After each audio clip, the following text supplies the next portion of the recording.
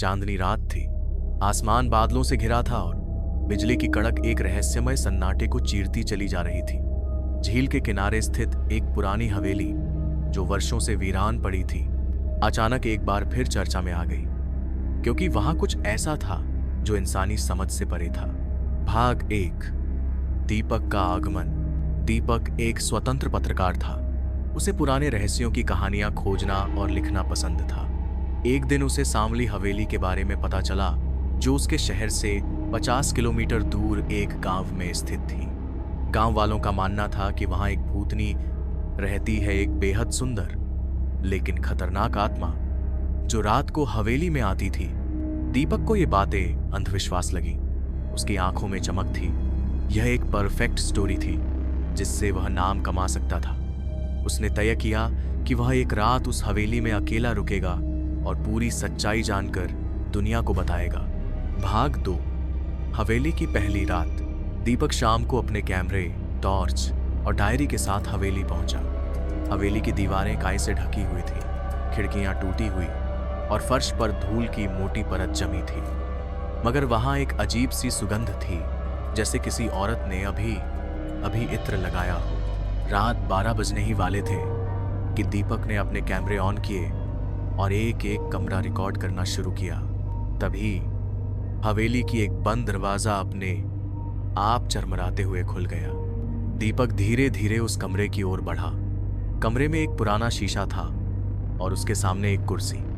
जैसे ही दीपक ने कैमरा उस पर फोकस किया, उसे शीशे में कुछ दिखा। एक लड़की, बेहद सुंदर, लंबे खुले बाल, लाल आंखें, सफेद साड़ी में लिपटी और होंठों पर हल्की मुस्कान। दीपक ने पीछे मुड़कर देखा। वहां कोई नहीं था, मगर शीशे में वह अब भी दिख रही थी और उसकी मुस्कान अब गहरी होती जा रही थी। भाग 3।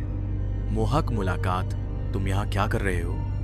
अचानक एक मीठी लेकिन ठंडी आवाज उसके कानों में पड़ी। दीपक डर से कांप उठा, मगर जब उसने देखा कि उसके सामने वही सुंदर लड़की खड़ी है, तो उसका डर धीरे धीरे आकर्षण में बदलने लगा। मैं एक पत्रकार हूं, मैं सच जानने आया हूं, दीपक ने लड़खड़ाते हुए कहा। सच? उसने मुस्कुराते हुए पूछा। क्या तुम सच झेल सकोगे? तुम इंसान नहीं हो ना? दीपक ने साहस बटोर कर पूछा। उसने आंखें नीची की और बोली, मैं वो हूं जिसे जिंदा लोगों ने धोखा दिया। अब मैं उन्हीं में से किसी एक की तलाश में हूं। दीपक को अब भी विश्वास नहीं हो रहा था कि इतनी सुंदर कोई आत्मा हो सकती है। उसके मन में कहीं ना कहीं मोह पनपने लगा था। तुम्हारा नाम क्या है? दीपक ने पूछा। रति, वह बोली और हवेली के कोने में कहीं विलीन हो गई। भाग 4। अतीत की परछायां। अगले दिन दीपक गांव के बुजुर्ग से मिलने गया। जब उसने रति का नाम लिया तो बुजुर्ग कांप गया। उसका नाम मत लो बेटा, वो यहाँ की बेटी थी, बहुत सुंदर थी, मगर उसके सौंदर्य ने उसका विनाश कर दिया। क्या हुआ था उसके साथ? दीपक ने पूछा। बुजुर्ग ने बताया, रति हवेली के मालिक ठाकुर की बेटी थी। कई रईस उसकी सुंदरता पर मोहित थे, मगर ठाकुर ने उसका विवाह जबरन एक अमीर जमींदार से करवा दिया। रति ने इनकार किया तो उसे कमरे में कैद कर दिया गया। उसने प्रतिरोध किया और एक रात उसी कमरे में उसे जिंदा जला दिया गया। उसके बाद से हवेली में अजीब घटनाएं होने लगी और जो भी पुरुष उस हवेली में अकेले गया, वह कभी लौटकर नहीं आया। भाग 5। मोह या मरण। रात फिर से आई। दीपक के मन में डर के साथ साथ आकर्षण भी था। वह रति के बारे में और जानना चाहता था। आधी रात को हवेली फिर महक उठी, वही इत्र की खुशबू। रति फिर उसके सामने थी। तुम लौट जाओ दीपक, मैं तुम्हें वो दर्द नहीं देना चाहती। रति की आवाज में इस बार उदासी थी। मुझे सच्चाई जाननी है और शायद मैं तुम्हें समझना चाहता हूं। रति ने उसकी आंखों में झांका और धीमे से बोली, क्या तुम मुझे स्वीकार कर सकते हो? मेरी आत्मा को, मेरी आग को।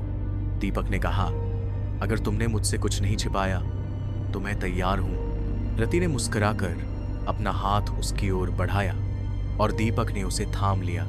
उसके बाद हवेली का हर कमरा जीवंत हो गया। मोमबत्तियां जल उठीं। हवेली जैसे किसी शादी की तैयारी में थी, मगर जैसे ही घड़ी ने 3 बजे का समय दिखाया, सब बदल गया। भाग 6। अंतिम रहस्य। दीपक को अचानक लगा कि उसका शरीर भारी हो गया है। उसका दम घुटने लगा। तुमने कहा था कि तुम सच झेल सकते हो। रति की आवाज अब गूंजने लगी, मगर वह मीठी नहीं बल्कि डरावनी थी। मैंने तुम्हें चेतावनी दी थी दीपक, कि मैं एक आत्मा हूं, आग में जली आत्मा, और जो भी मुझे पास आने की कोशिश करता है वह मेरी ही तरह जल जाता है। दीपक की आंखों के सामने अब रति का असली रूप था। झुलसा हुआ चेहरा, सड़ी हुई त्वचा और खून से स्नेह हाथ। अब तुम भी मेरे जैसे हो जाओगे, रति चिल्लाई। दीपक चीखता रहा, मगर हवेली की दीवारें अब मौन थी। अगली सुबह गांव वाले जब हवेली गए तो उन्हें दीपक की जलती हुई डायरी मिली और उसके कैमरे में रिकॉर्ड हुई अंतिम तस्वीर। एक सुंदर लड़की शीशे के सामने मुस्कुराते हुए। दीपक की मौत को एक बार फिर दुर्घटना करार दिया गया, मगर गांव में अब कोई उस हवेली का नाम भी नहीं लेता। रति अब भी वहां है, हर उस पुरुष का इंतजार करती हुई जो उसकी सुंदरता के जाल में फंसे और फिर जल जाए हमेशा के लिए।